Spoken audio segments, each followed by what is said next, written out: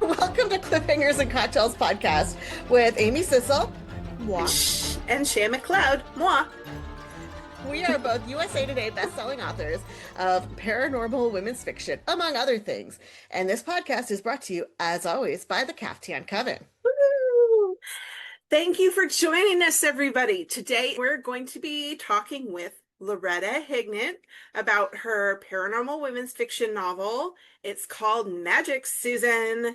I love her so much. We love her so much. We love her book and her series so much. We talked about this book before, and I'm like pretty much pimping it to like everybody I know that reads paranormal. 100%. I'm like, oh, do you want something awesome? This is the series for you. And so, I was really excited we get to talk to her today. And we're also going to be, I can't talk, also going to be mixing up her favorite cocktail and talking about its magical vibes. And, we'll be talking about the usual witchy things and general shenanigans. Yay, Shenanigans. No. That was my shenanigans. I don't know. I don't know what that was. I don't either. I think tequila, I'm starting to realize that I think tequila makes me goofy. I love tequila. I mean, I'd forgotten how much I love tequila until... This is top shelf stuff. I don't usually drink tequila. I bought this bottle specifically for doing magical potions for the podcast. So nice. I'm sacrificing myself for y'all, for science and magic. I know. But it's for science and magic. So oh my God, that's amazing. I know. I'm really an amazing person. You are so selfless. I really am. Always giving of myself. Well, and I learned the other day that tequila helps with bone health. I did not read the article. I like to take things like this at face value. Yes. I don't want to see the research behind it. I just want to know that tequila helps bone health. Yay! And we are women of a certain age. And that means we need to really be concerned about our bone health. And so don't take this medicine. Don't take this as this is not health. This is not healthcare recommendations. We're not doctors. We're just. This is a healthcare recommendation. If you like tequila, it's good for you. Sometimes I break Shea and she just laughs really quietly. Definitely broken. Moving on. Don't sue Shea. Please don't sue me. This was not medical advice from me. You can sue me. Okay. I literally said I didn't even look at the article, so I'm clearly a good source. I didn't either. I mean, I remember you posted it in the chat and I saw it and I'm like, oh, hey. And I didn't read it either. It's kind of like red wine is good for your heart. Awesome. Women who drink coffee. That was another article. It was women over 40 who drink coffee, 1 to 2 cups of coffee a day. There was something good about it. Like, they had better brains somehow, or they lived longer, or... champagne increases your memory and your lifespan. Well, clearly I need to drink more champagne. Me too. I'm gonna live forever, bitches. So today's affirmation it's an affirmation. I would say it's a question, and your answer is the affirmation. Because the question is, what would you do if you knew you could not fail? And I ask myself this a lot when I'm like not sure about like a decision, or I'm not stepping forward and doing something I know needs doing or that I want to do because I'm kind of afraid. And but the thing is, if you ask yourself that, what's the thing that's you're holding yourself back from doing that would make a big difference in your life, whatever that is. It could be something small, something big. The other day, and we talked about this a little bit, but the other day, so I was in this a Zoom call for this abundance group that I'm in. And they asked sort of a similar question. It was like, what's the thing that you've been that you should do? Like, this is a thing that would make a difference. And like, I kind of like challenging us to do that thing, right? And I'm like, oh, okay, it was like a double dog dare, right? Do not double dog dare me, or I will probably do it unless it's gross. Like, I won't eat worms. No. Wait, I didn't know this. That I'll double Oh, dog, that I'll do it. Well, it's like I'm so stubborn, like stubborn. I'm a stubborn you should person. not have told me this. And if you tell me that I can't do something like that I want to do, then I'm going to be like, I'm going to do that thing and prove that you're wrong. I don't think you can move to Portugal next year. I'm going to do that thing and I'm going to prove that you're wrong. And oh, Jesus, now I'm in trouble. But no, seriously, like it's the, like, I mean, you can dare me to like swallow goldfish or something, and I'm not going to do it because I'm not stupid. But if it's like if it's something, and especially if it's something I really want to do, but I've just been maybe putting it off, or like if somebody tells me they don't think I can do it, I got told so much by people that I'd never make it as an author. And I'm like, watch me, bitches. So anyway, I'm in this thing and they're like basically double dog daring us to do this. And they're saying to put it in the chat. And I'm like, oh shit. Like, I want to do this. It's a thing I've been wanting to do. And I was putting it off until, the podcast was bigger or something. And I almost didn't do it. And I'm like, you know what? Nope. And I put it in the chat. I'm like, to ask to guest star on our pod, or to make a guest appearance on our podcast. And they're like, and I'm just like going, what's the worst? They're going to say no. And maybe when we're bigger, they can come back around and say yes. But guess what? Like right there, they're like, yeah, that sounds fun. Like, oh shit, now I have to have on the podcast. And you're like, I'm texting you like a crazy person, and you're going, no, oh God, I gotta go lie down. Yeah, that's scary. Yeah, But also really cool. And we've had a lot of really cool people. I love it. Okay. So today's topic is, what's your go-to spell? I thought that would be kind of a little fun thing to talk about today. Because like everybody has, it's so funny when I was thinking about this, it just popped in my head as a topic. And I was going, I don't know that I do that many spells like daily. And then I started thinking about the ones I do, and I'm like, oh yeah, I do them all the time. So you might be doing witchcraft spells that you don't even realize are spells.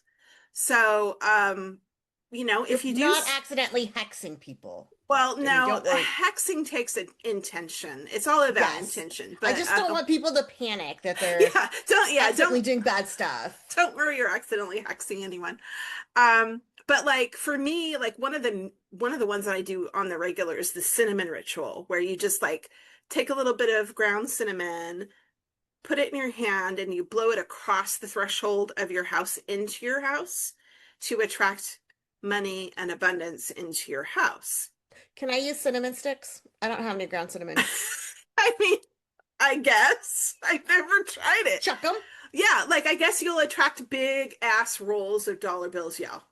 Nice. Like, the big peeling off the 20s. Money. Money. I don't know how to do that. I would just probably like fling that across the room too. Oh, for sure. I can barely do a deck of cards. Never mind saying the money. But yeah, I do that like every month to just sort of, attract that into the home and keep the energy flowing. I also have I don't know if you'd call this a ritual per se, but it's definitely witchcraft, and it's what I call the anti-spider ritual. We get all these like influx of spiders, and I mean I hate spiders. Spiders are they just give me the heebie-jeebies. They're so good for the environment, and I appreciate their role in the ecosystem. I just want them of life. Yes, I just want them to stay outside and not in my space. In fact, I got a spider bite the other day and I was not happy about it. So, basically spiders are really hate strong scents, particularly peppermint or like lavender essential oil. So we always get that big influx of spiders in the spring and then the fall. We like have two spider seasons or something. It's gross. I So do not like spiders. I don't either. So I just take like a squirt bottle, fill it with water and several drops of peppermint oil because you want it to be have a good strong Wait, smell. And what do you do with it after you put it in the water? What uh was that motion? never mind. You're dropping the drops of peppermint oil in essential Oh, oil in the okay. water. I didn't know Yeah, what you yeah. did next. This is all new to me. Okay, this if you're watching on YouTube, you'll understand why we're laughing. If not, use your imagination. Yes, and then I give it a nice shake, and I'm not gonna mime that particular uh motion. I don't Uh think we understand how it works, though, Shay. You might have to show us. Thank you. She did it, y'all. She did it. see, don't dare me. So Yes, this is such a weapon in my arsenal. and then I just spray like around all the windows, all the doors. I'll spray the screens on the windows, the corners of the rooms, under the bed, everywhere. I'll just like spray everywhere. And that actually works. It's less a ritual, if you will, and more of a stay the heck out of my house, you stupid spiders. So, You yeah. know, if they're gonna come into my house, I don't know why they can't also get the fruit flies that I get this time of year. Right? Like, if you're gonna be here, Like be make yourself useful. useful. Eat those stupid little sugar ants that invade all Oh the God. time. Yes, please. Ugh. Actually, in my old house, the spiders would build webs like along the floorboards, Well, see, and now they'd that's always useful. be full. Yeah, I left those alone. Yeah, those are useful. Like no, that's not what these guys do. They just drop on me in bed and bite me. So, no. Maybe Um, it's because they love you. well, I don't love them, and it's not reciprocal. They Oh, that's need to not very just consensual. no, it is not consensual at all. And consent is everything. That's right, people. I almost called our audience bitches again. And I feel like we've each done it once already, so And we maybe we should can like probably chill on the dial it back. bitches. Yeah, dial it Yeah, back. chill on the bitches. Yes, chill on No, the bitches. Okay. no. So another one I do is like put a dash of nutmeg in my coffee either while I'm brewing it or directly into my cup afterwards. And that just nutmeg it attracts abundance, but it also is for motivation and creativity. So I need to write some words today. I need to get some words out. I need to get motivated. So I'll just get a little nutmeg in there and stir it in and just, sort of visualize motivation getting in there and there you go. So those are my little witchy tips that I use a lot. I can't help but notice that everything you've mentioned basically comes out of the kitchen, right? You got your cinnamon, your nutmeg, Pretty your much. peppermint. There's something else you mentioned, lavender or Yeah, something. lavender. Yeah. Lavender is Yeah, also good for so anti-spider. kitchen witch, Yeah. Yes, very much kitchen so. witch. Although I I do burn candles and things of that nature and rocks. I don't burn You the burn rocks. rocks? No, Oh, I collect the like rocks. this is real magic. Shiny magic rocks. No, I do not burn them. That'd be impressive. Probably really bad luck. But Probably. I don't recommend that. But so what are your rituals? Tell me. well, when I saw this in the script, I had a total panic attack because I do nothing, right? So I'm pulling all my books off the shelf, like rifling through them, like find a spell, find a ritual. What do I do? And then I turned around Hmm. away from my bookshelf, and there along the wall is my altar. And I'm like, okay, so yeah. So every morning I sit down there and I light the candles, and I have different candles depending on where I'm trying to go with the day or the week or whatever. Hmm. And so I light my candles and I sit down and I do a guided meditation to kind of clear my mind. And then I do a non-guided meditation, unguided, Mm. blind meditation, wandering in the woods, lost meditation. Okay. Um, and where I kind of really concentrate on what I'm trying to manifest. So currently right now I have orange candles. on Okay. my altar, and that's very much like the change management. Change manage. Yeah, you do need a little of the change management right now. And like some creativity and abundance and all that. Mhm. Green is really great for like financial abundance and stuff like that. I have black ones on there that are kind of like protection, Mhm. and they're next to my black tourmaline, and they're there for that. But also, so I'm not a kitchen witch, as we have discussed. I tend to be more of an earth witch. I love the forest, Mhm. and I have this little guy, and Oh, he's so he's cute. just little carved guy. I love him. And he was a gift a number of years ago from a neighbor who carved his little face, and his name is Vincent. So Of right course there. it is. That is Um, the perfect which was name. so great. He named him.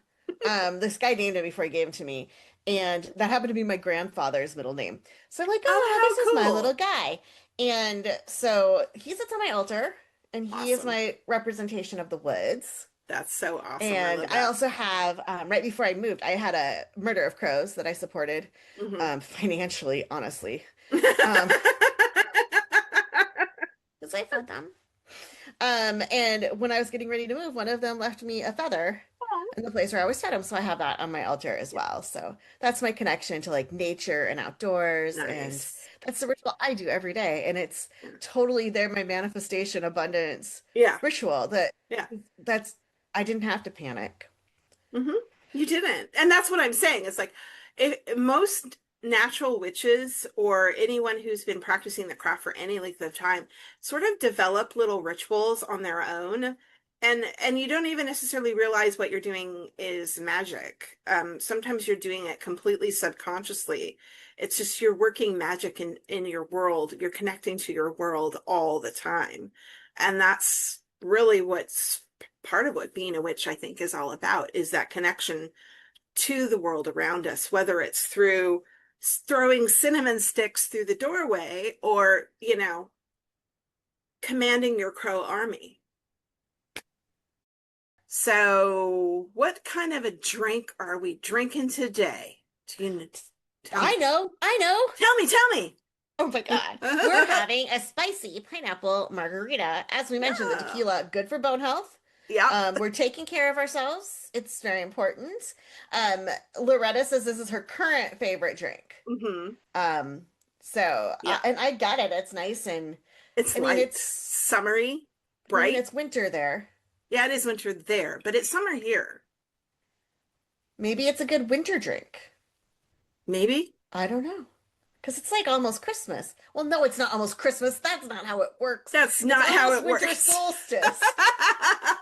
Down there in Australia. She's in Australia. We probably should have said that. I don't think we said that.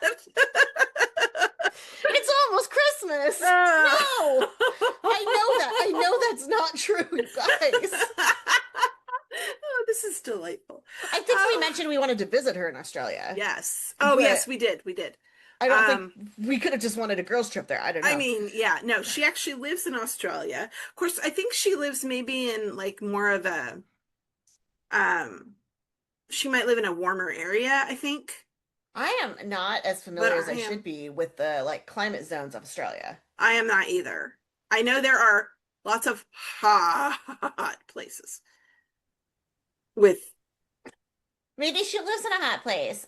uh, Like, okay, we're gonna go with she lives in a hot place. It's almost Christmas, and oh my God, we're going to be boycotted by every Australian oh, ever. They're going to be like, these women are idiots. Like, no, I'm really seriously. sorry. I meant it's almost summer solstice for us and winter Winter solstice solstice. for her. Yes, that's where I was going. We're summer, they're Yeah. winter. So Christmas is technically, still in December, no matter what. right. But for her, it's almost Yule. And for us, it's almost Letha. So, Yes, yes, yeah. we have it. At the time of this taping, it is when it airs. We will both be on the other side. So anyway, this this margarita is really good for attracting abundance and love, and its energy from its various ingredients is abundance, love, and protection. And did you make it with your heart this time? Um, Not exactly. Last time I made this margarita, okay, so it's called a spicy pineapple margarita. Right. So the last time I made this, I was like, huh, this is a good margarita, but something doesn't feel quite right. And then I only realized halfway through that it's because I did not put the pineapple juice in my pineapple margarita. But today it has pineapple in. So I did Ooh. look at the Mm. recipe Yeah, whilst here we making go. it, Whoops. Here we go. um, Pretty, pretty. so that I wouldn't forget any Yeah. ingredients, and I didn't. All right. And it's good. But I still I just looked at the ingredients. I Yeah. measured with my heart. I would be disappointed if you did it any other way. But for those of you who don't measure with your heart or want to at least know the actual ingredients before you measure with your heart, it's 1.5 ounces tequila, 1.5 ounces of pineapple juice, 1 ounce lime juice, 3/4 ounces Cointreau, and Shit, then I forgot that. Oh my God. I brought it upstairs and put it with all my ingredients. I'm like, and this you still still doesn't forgot taste it. as good as the first one I made. Better than the second one. Well, add 2 to 4 fresh jalapeno slices. Put everything in a shaker. Give it a shake while focusing on your intention and strain it into a rocks glass over ice and garnish with pineapple wedge, jalapeno slices, or a slice of lime. And now I didn't use Cointreau actually because I'm out of it and I haven't had a chance to get to the liquor store. So I used Domaine Canton uh, ginger liqueur. And it's actually really nice. I mean, it's obviously a slightly different flavor, but it adds to the spicy. And ginger's really good for manifesting abundance and health.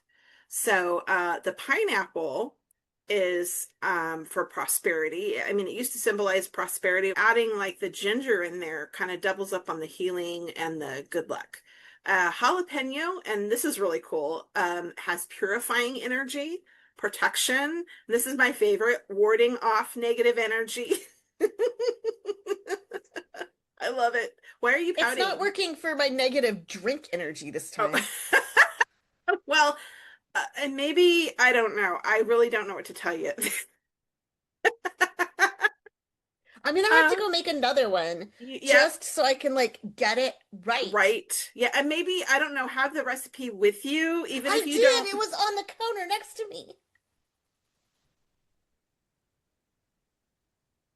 Here. It also has energy of courage, love, and passion. So maybe Idiocy. maybe you can get your love and passion of your heart making cocktail making lined up with all of the ingredients. But I love this. This is really tasty. I knew it would be. I mean it. I just, it was good. I'm like, oh, the one I made when we interviewed Loretta is so Mhm. much better.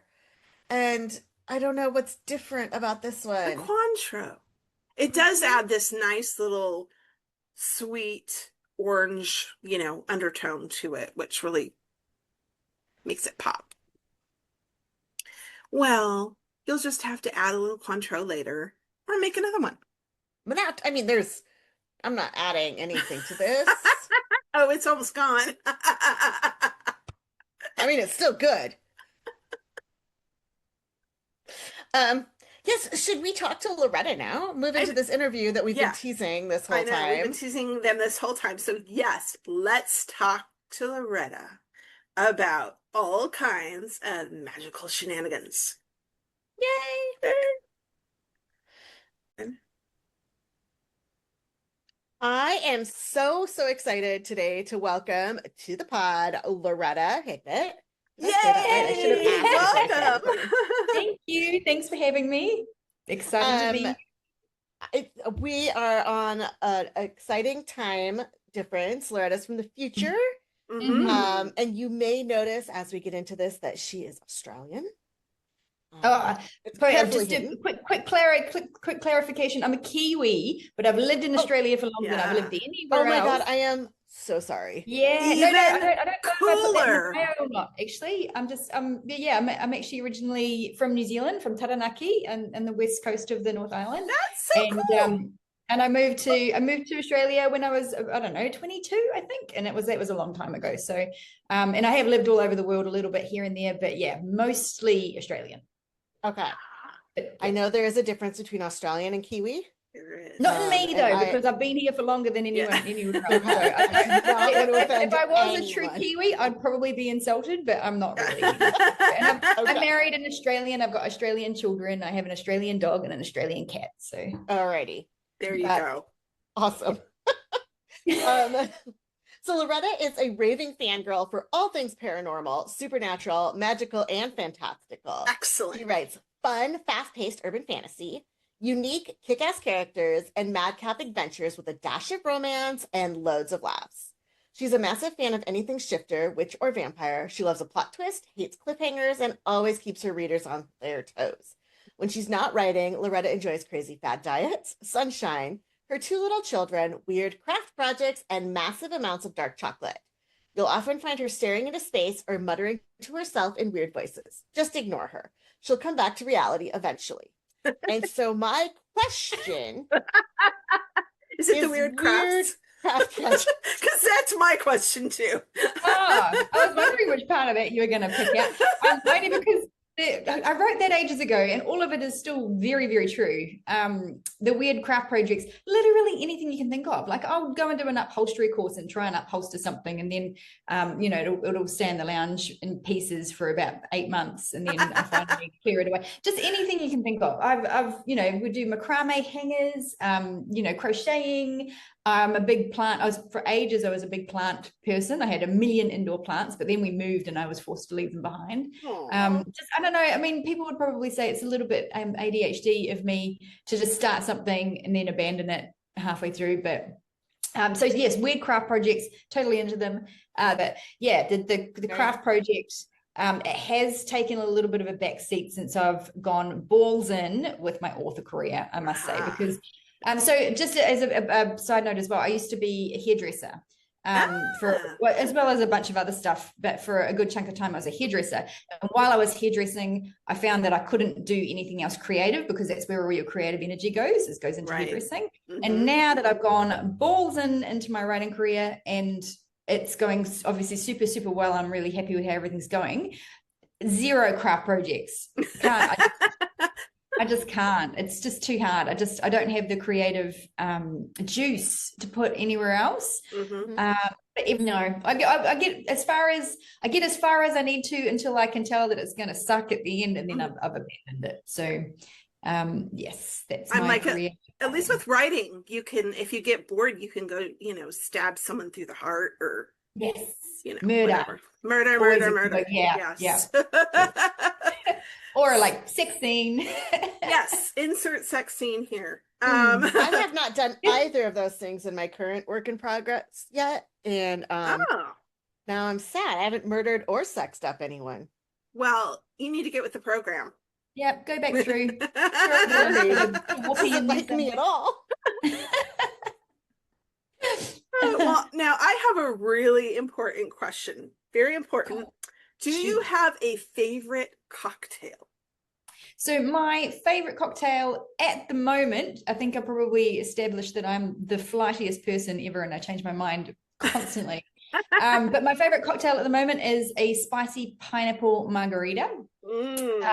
With with sugar on the top, not salt, because I don't like a salty rim. I don't know what that's about me, but I don't like a salty rim. And it's probably why I'm not really a fan of traditional margaritas. I wouldn't have one, but spicy pineapple margs are the best thing ever. They are delicious. Really good. Yeah, yes. Amazing. Little bit of sweetness from the pineapple, a little bit of spicy. Chuck a dried jalapeno in there. It's so good.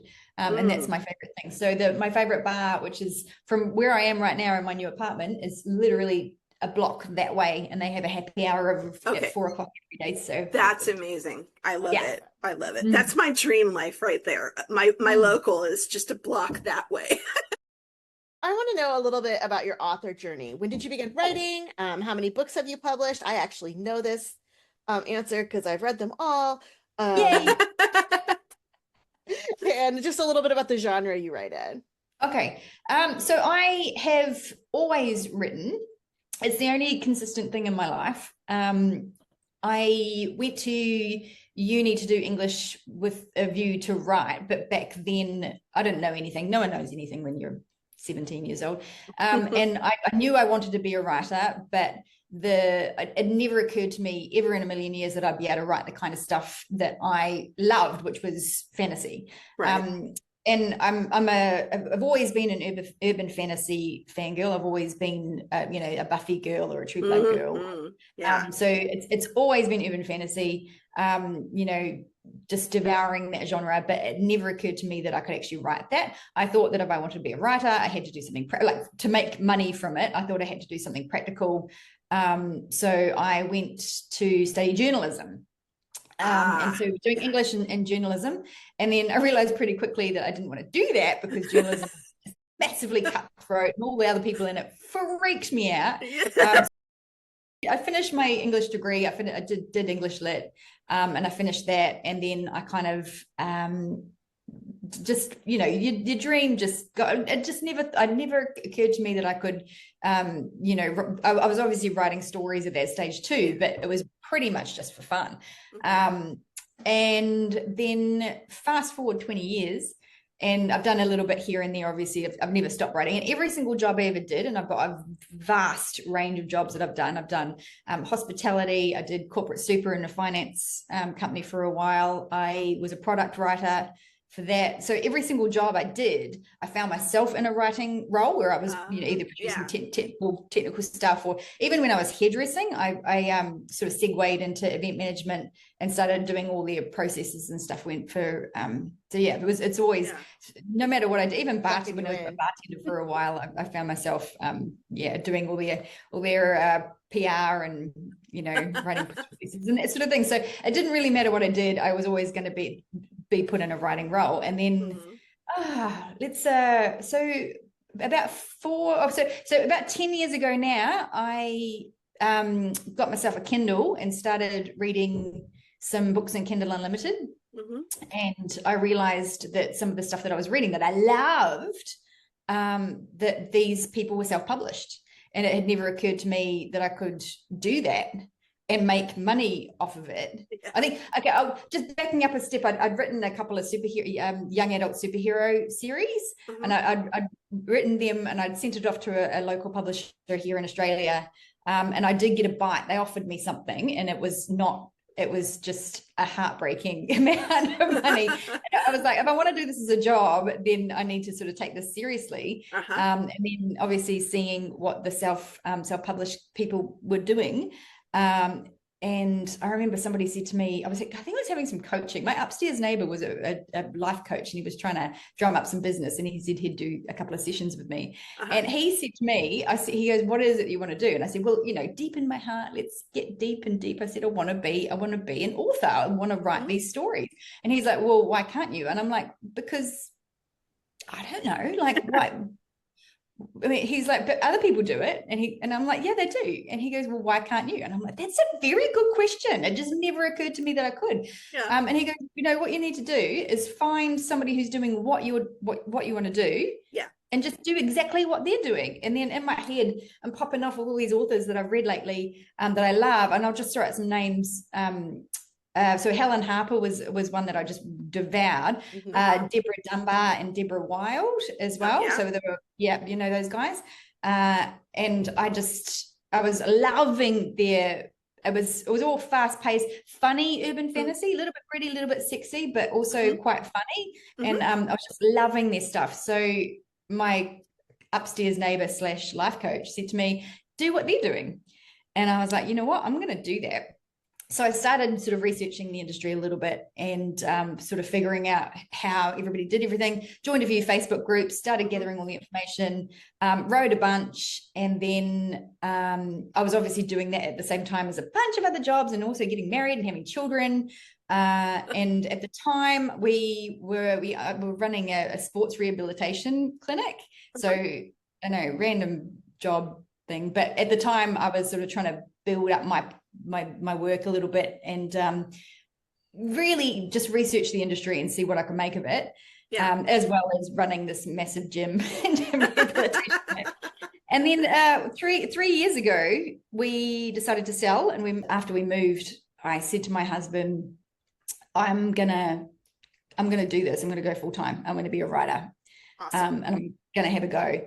And he said, no, that's the worst idea I've ever heard in my life. He said, this is terrible. We've got mortgages to pay. You need to get a job. I'm not having it. And at the time, I quickly got a quick job at a medical center. So I was doing medical reception work, and hating every second of it. It was the worst thing ever. And it was the first time in my life I've really properly put my foot down. And it was one of those, I don't know if you guys get into the magic of a big leap, like making a big commitment. Yeah. And it was the first time in my life I really put my foot down and said, you know what, this is what I want. In order to get that, I know I have to make a stand now. So I need to put my foot down and say, no, I'm doing this. So I did that. I said, no, I'm not going to get a job. No, husband, you continue to support me. I'm not going to do it. And I'm going to make it. And I will make enough money to bring in for our family to pay our mortgages and all sorts of things. You just got to give me a few months. And then eventually he came back to me and said, look, you've got 6 months. You've got 6 months to make some money out of it. No pressure. Yeah, no, I know, right? I'll give you 6 months, and then you've got to then not if, it's then you have to get a job. And I'm like, right, bitch, let's go. And I jumped in head first. I mean, and bear in mind, I've got a good 7 years worth of, deeply investigating the industry. Like trad versus indie is obviously such a different ball game. Whereas I've been very trad focused before and been very disillusioned quite quickly. And then so I did all the research, did everything. And then I jumped in, and within 6 months, I was making more than he was. So, and then the rest is history. And now he's actually pretty much mostly quit his job because we've got children to look after as well. Yeah. So and everything's just gone amazing, literally dream come true. So fantastic. I love that story. Yes, that's awesome because I mean, and I'm not surprised that you're doing so well because I read Susan, You're the Chosen One, because Amy kept telling me you need to read this book. And I just giggled over the title. So I started reading it and I went, oh, holy shit, I can't. I think I read the whole thing in a day. I couldn't stop. And then of course I had to read all the rest, and I was laughing my ass off, like, crossing my legs while I'm doing it. I just women of a certain age, like, the toilet travel like killed me. I died, like, seriously.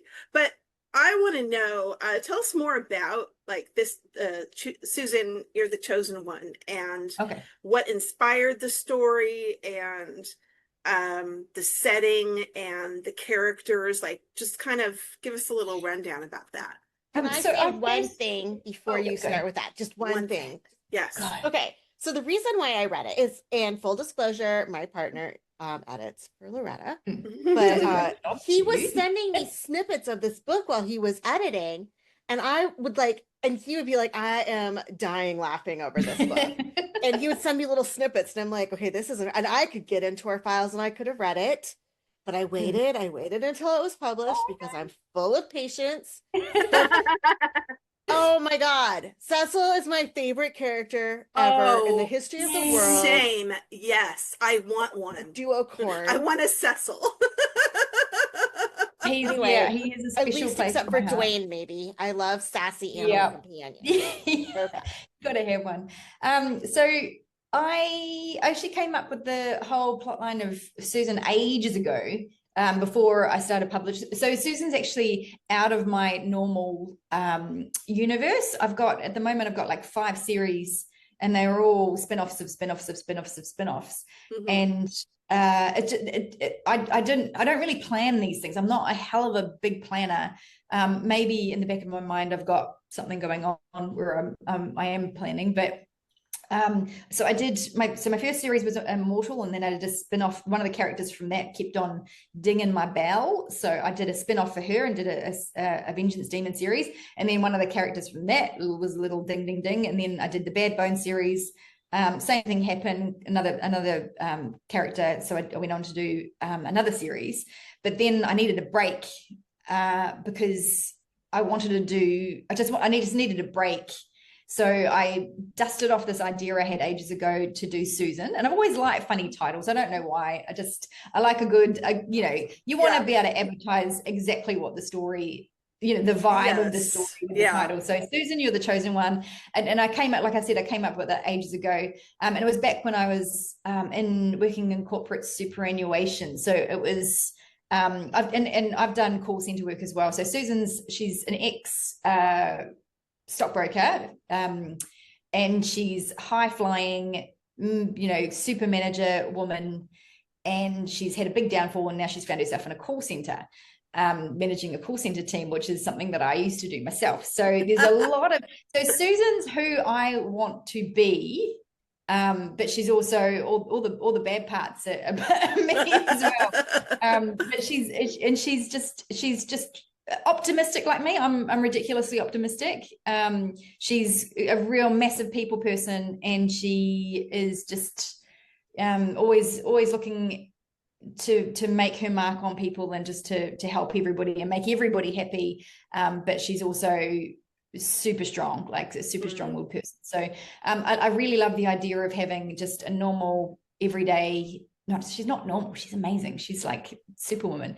But I like the idea of having a manager of in a corporate environment, suddenly finding out that she's the chosen one. Yeah. And having to escort these Fae warriors across San Francisco to find some amazing crystals. That so poor woman stuck with a hot Fae prince. Oh. Yeah, I know. It's terrible. Yeah, and I did also like the idea of the like PWF is such a great genre to write, and it's always because I mean obviously I've undergone a bit of an awakening in my 40s as well with this writing stuff. It's like, you know what?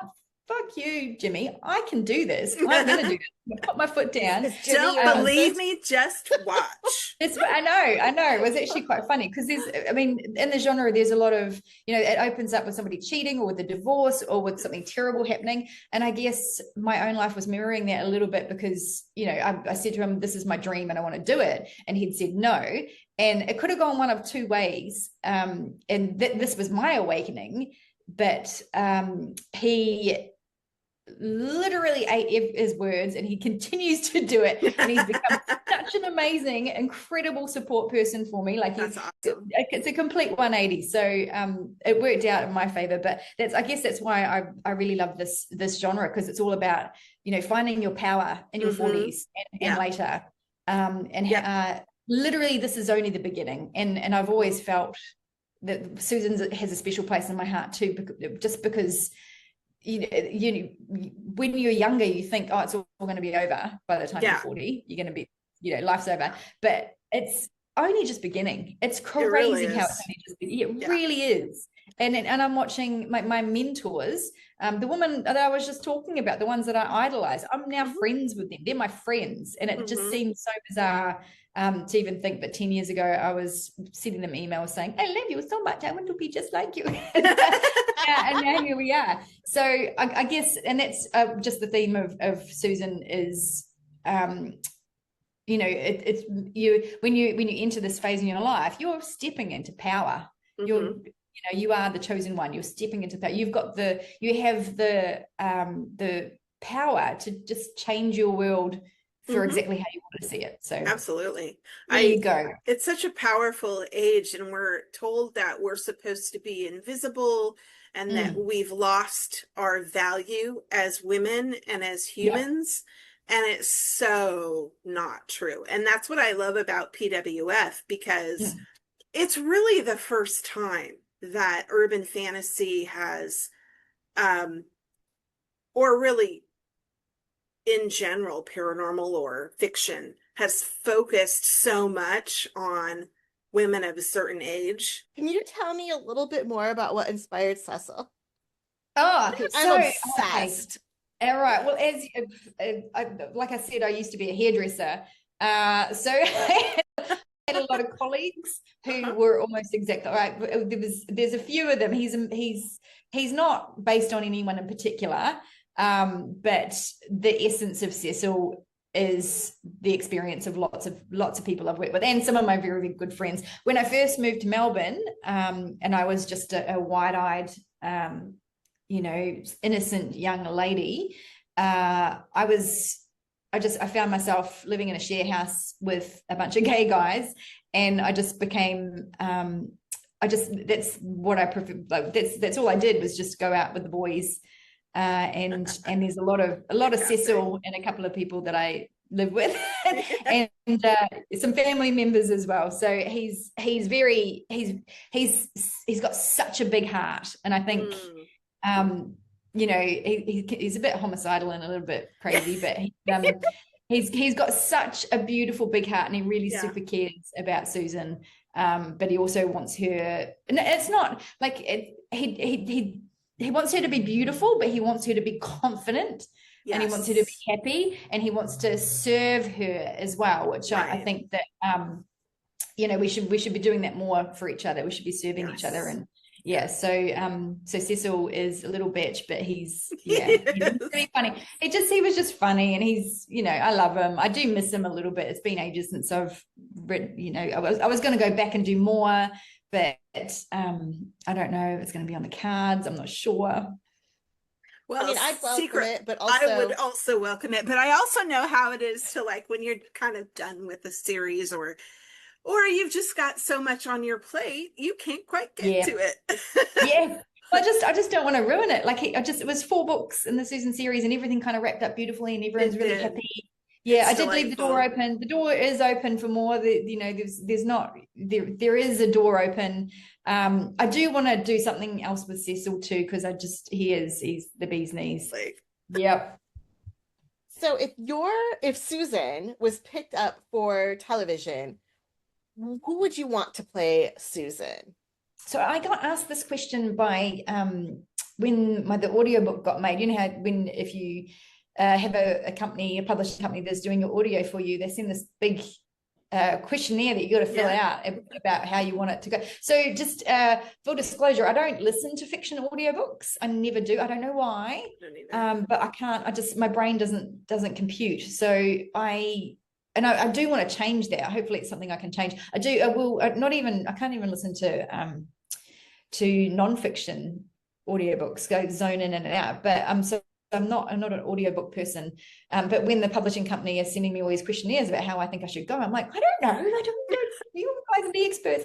But they asked me character lists, like, who do you think would play the character? And in my head, I always thought Sigourney Weaver, like how she was in Working Girl when she was just not a giant bitch, obviously, but yeah, I thought that she would be she's got such a commanding presence, so I thought she would make an amazing Susan.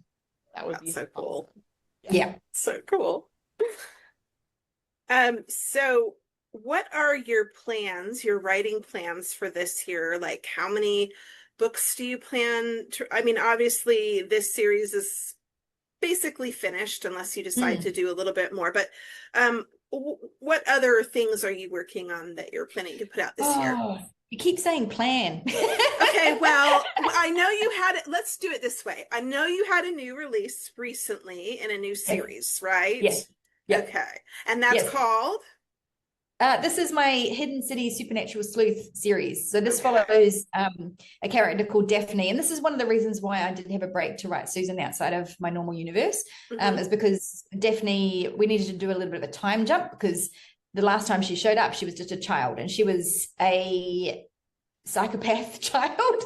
And she was very stabby little girl, and she was a little bit crazy, but also with a heart of gold. So I needed to do a time jump, which is why I just took a break to write Susan. Okay. So I've come back. So this series is about a girl who got lost. She fell through a portal when she was little, obviously after all the stabby psychopath stuff, and she bounced around a whole bunch of wild magic realms, and she was, you know, in fairy for a while, and she was in all the elf realms. So we've got this whole universe thing going on. Anyway, she's popped back to the mortal realm, to our universe, and she decided she wants to be a social worker. So she's going to help other young girls like herself that had a lot of trauma when they were little. So she's a qualified social worker, and she is making her way in the Otherworld CPS. And so it's a series I'm writing in at the moment, and I've got another, I'm running late obviously with my latest one, but I've got 2 more books that are vaguely plotted, ready to go. And the other reason why I'm running late too is because I'm working on something completely different and I don't know why we do this to ourselves. I've got my spin-off of a spin-off of a spin-off of a spin-off of a spin-off of a spin-off. In my last new release, I had a character who came out waving massive, you know, main character flags. So I will be taking her and spinning her off into another brand new series, and it's going to be very Buffy the Vampire Slayer-esque. Very cool. Yes. Yeah. Very cool. And those are my general plans, I guess. Yeah. If you're not watching on YouTube, you need to, because Loretta has the best cup. Yes, that is a fantastic goblet. Yeah. I got a whole set of them just right after I finished my series Bad Bones. So Bad Bones was another series with a main character who was actually just a skeleton, and she manifested her form. So, but she was in essence just a skeleton. So this is my skeleton goblet. Love it. So cool. Okay, so finally, where can people find you? Where do you exist in the ether? Oh, right. Well, I'm in Australia. No, Don't go find her in person, you guys. That's rude and creepy. Yeah, it's weird actually, because I'm not very, I guess I'm not particularly savvy with stuff like that. I do tell readers. It's so weird. I had an email from, you know, you send your newsletter out and you get 1 or 2 replies. And I'd had a lady who had been replying to me for a little bit, and then she said, oh, you know, we've had some floods here at this side of, you know, blah, blah, blah. And she like literally lived in the next town over. So I'm like, hey, let's catch up. Let's go out. So I'm a bit weird like that. Like, sorry, website. Yep. LorettaHignett.com. I'm obviously on Amazon. I'm a exclusive girly. So I'm on KU. All my stuff is in KU. And yeah, on Amazon. And I have a reader group on Facebook called Loretta Hignett's Ravenous Readers. Dwayne, my goose from the last 2 series, is a bit of a fan favorite. So if you're into goose memes, if you're not into goose memes, don't start, because once you do like a meme or save it or share it, your feed will be nothing but goose memes. And obviously it's worked in my favor because my reader group just pops off with funny goose memes. But awesome. I love it. Yeah, just a tip. Yeah. So I've heard the same thing with goat memes as well. So if you've got a special side character that's a crazy goat, you'll get goat memes in your group. And I'm on Instagram as well, but I usually only use Instagram and TikTok for funny cat videos or funny dog videos. Cool. Well, we will definitely put all your links in the show notes, as well as the Margarita recipe and links to your books. Thank you so much for joining us today. This is so fun. I have one more thing to say. I have so many. One more thing to say. Oh my God. One more thing. Always one more thing. I could just monologue for 20 minutes. Pretty sure I've been monologuing hard out. This has been too much fun. I need you to know that I'm very angry with you. Okay. Because I get that a lot. My sleep schedule has been massively disrupted. As I'd read all the Susan Your Chosen One books, and then you know, like, I'm looking at stuff, I'm like, oh, I liked that, and I went and then I read every single other book that you have written. Yay! And it made me stay up too late sometimes, and it was very sad. Same. So. I almost wrote you a strongly worded letter because of my interrupts, like, and I'm now the disciple of Susan spreading the gospel. I'm like, you have to read this book. Hot Fae Prince, a chain smoking duocorn, and they're like sold. Yes. Yeah, I also, every time somebody's like, oh, I need something that's you know, fantasy, but not like super serious. Like I Yeah. want to laugh, and I'm like, got it. And There you go. then I always go, by the way, pee first. Yeah, I did get that one in a review as well. It's amazing. Which it's so nice to hear. Like I love that. That's all I want to do is just make people laugh, and also just to, you know, just to lighten things up a bit. So the world can be so heavy sometimes, and I'm incapable of taking anything seriously. And I would like to, if I can gift something to the world, I would like everybody just to have a bit of a laugh and maybe wear their pants a little bit. And yeah, it's what motivates me to keep going, really. So well, mission accomplished. Yay! Makes me happy. Thank you so much, Loretta. This has been amazing. Thank you, guys. I've enjoyed it. I wish I could have had a little cocktail, but I'm drinking my soda water right now. Well, but this has been great. I'm glad we had a good time. And we're back. Did you miss us? Probably not, because we've been here the whole time. You just saw us interviewing Loretta. Exactly. In fact, yes. In different caftans, even. So we did like a quick change, and then we changed back. I could go change again. Magic. And then just be really weird. I could take it off. Like, I'm pretty sure I'm only visible from like above the boobs up. Pretty much, yeah. Yeah. I sit here naked. Please don't. Because then I'll be like thinking about you sitting there naked, and that's just going to get real weird.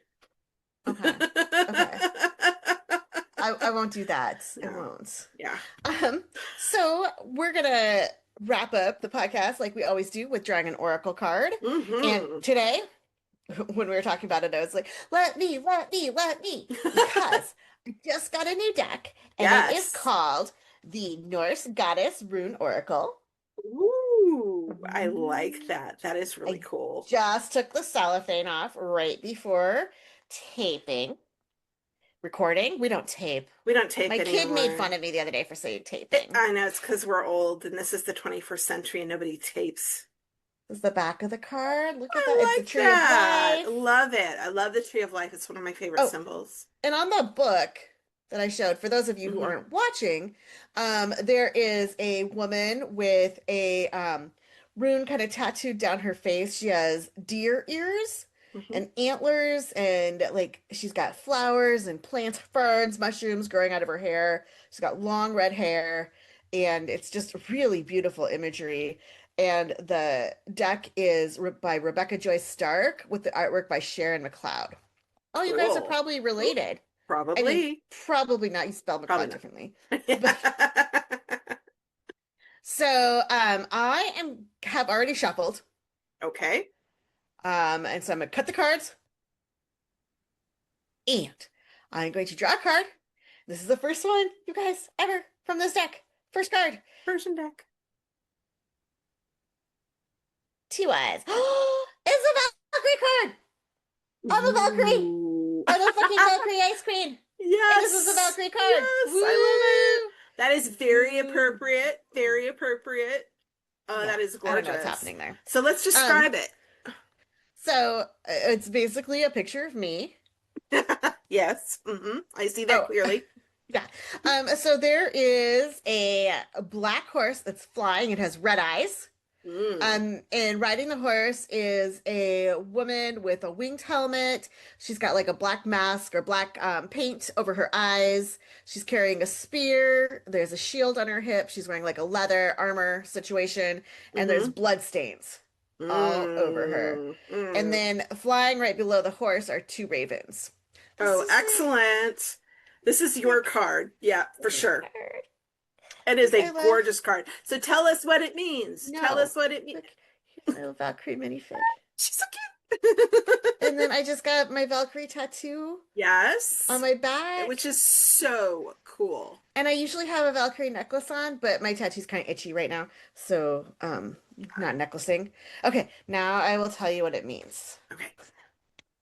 Now that we are there. Oh, on the cover, that rune that's tattooed on our face is algaes, which is protection and safety. Anyway. That makes sense. So this Valkyrie, courage, self-sacrifice, and honor. I am Valkyrie, goddess of war, chooser of the slain among the dead and gore. Warriors in Sesrumnir, the best of Freya's hall, may Tuaz give you the courage to overcome all. And then there's some lore in the book about the Valkyrie before we get to the meeting, the divination meeting. And I don't want to read you 3 pages of stuff. Probably not. Although it would be fascinating. Yes. So this is the rune of courage. Tyr is the Norse god of war and sacrifice. So Tiwaz is basically Tyr's rune. Okay. It represents the warrior spirit within you, and it is the power of the Valkyrie that fiercely cuts down at what no longer serves you in this life. Which I think is just great. Maybe you want to get rid of an unhelpful habit, an addiction, harmful thoughts or behaviors.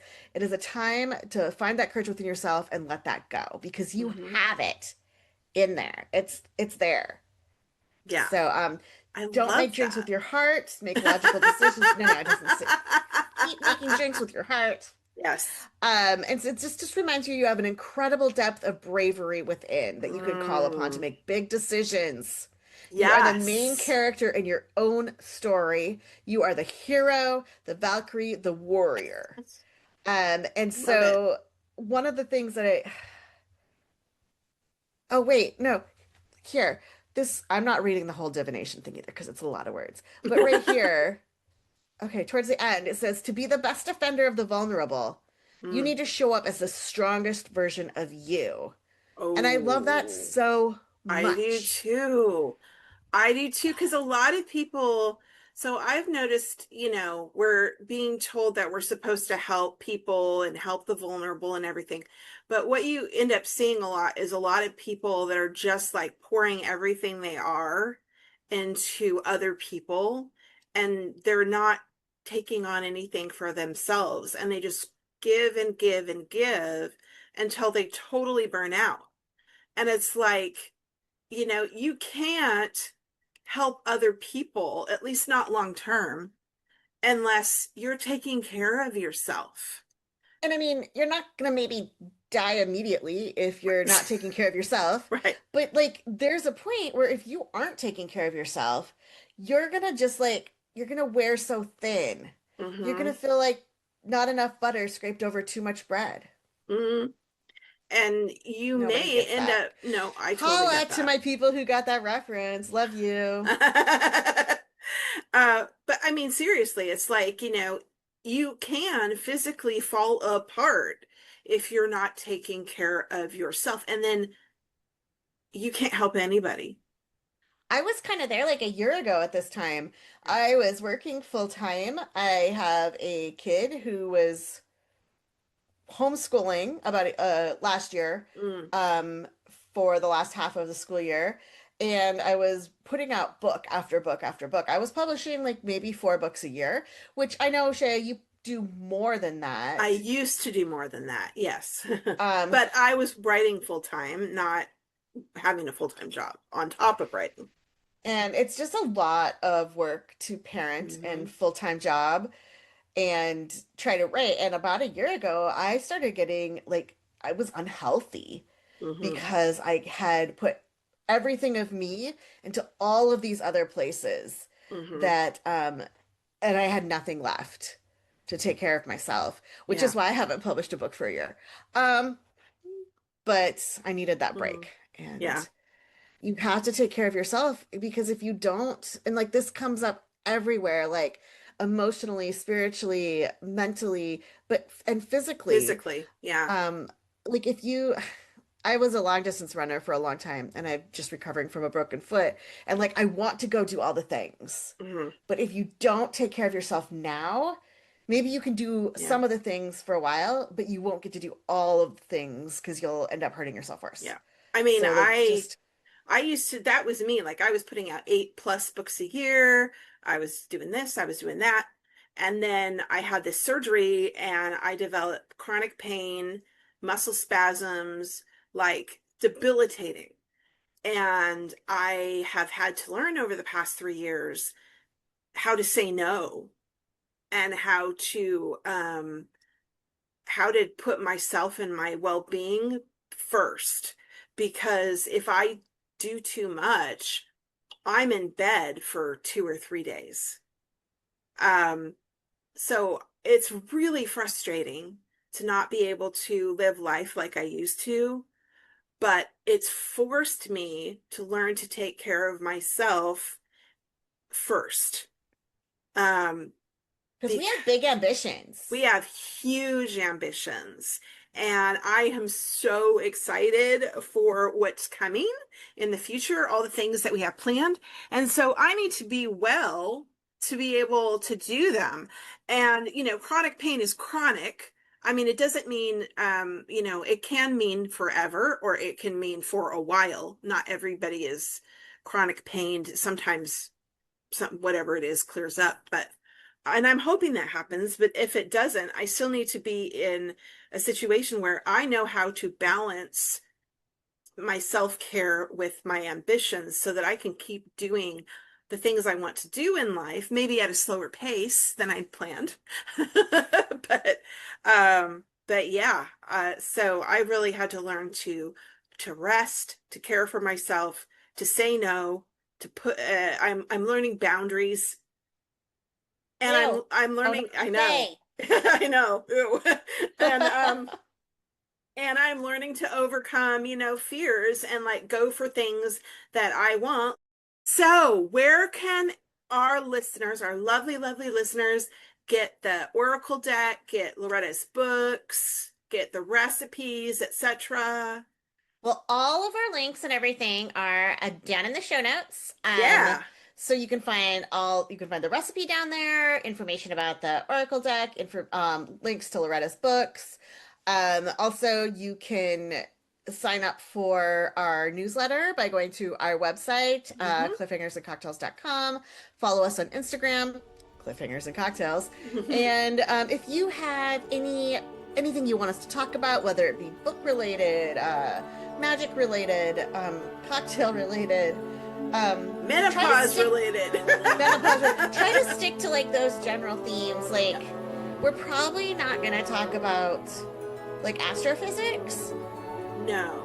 Although we could have a guest star who is my child. Oh, I was going to say we could ask Neil deGrasse Tyson and he'd probably laugh at, but no. No, I prefer to have your child. But yeah, let us know what you'd like to talk about. And share this podcast with your friends, family, enemies, casual acquaintances, mailman, whatever. Dog walker. Whoever. Smash Hit that the like button. Give us a 5-star. Yes, yay, and thank you again for listening. Thanks for joining us today. See you next time. Bye. Bye. Okay, we did it.